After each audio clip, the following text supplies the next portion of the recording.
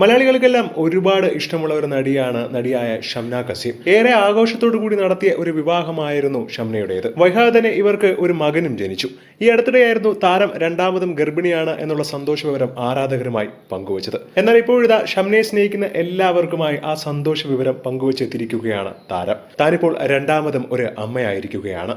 ഇന്ന് പുലർച്ചെയാണ് ഷംന ഒരു കുഞ്ഞിന് ജന്മം നൽകുന്നത്. അള്ളാഹുവിന്റെ വിലപ്പെട്ട സമ്മാനം എന്ന സോഷ്യൽ മീഡിയയിൽ കുറിച്ചുകൊണ്ടാണ് ഭർത്താവ് ഷാനിദ് ആസിഫ് അലി സന്തോഷ വാർത്ത പങ്കുവച്ചെത്തിയത്.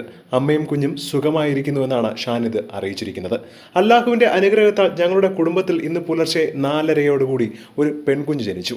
അവൾ അല്ലാഹുവിന്റെ വിലയേറിയ സമ്മാനവും ഞങ്ങളുടെ ആദ്യ മകനായ ഹംദുമോന്റെ സ്നേഹനിധിയായ സഹോദരി കൂടിയാണ്. ഞങ്ങളുടെ കുടുംബത്തിന് ലഭിച്ച ഒരു വലിയ അനുഗ്രഹമാണിത്. ഒരു പെൺകുഞ്ഞാണ് ഞങ്ങൾക്ക് ജനിച്ചിരിക്കുന്നതെന്നാണ് ഷാനിദ് പറഞ്ഞത്. ആദ്യത്തെ ഒരു ആൺകുഞ്ഞും. ഒപ്പമുണ്ടായിരുന്ന ഡോക്ടർമാർക്കും നഴ്സുമാർക്കും ഒക്കെ നന്ദി അറിയിച്ചുകൊണ്ടാണ് ഷാനിദ് ഒരു പെൺകുഞ്ഞ് ജനിച്ചു എന്നുള്ള സന്തോഷ വിവരം ആരാധകരുമായി പങ്കുവച്ചിരിക്കുന്നത്.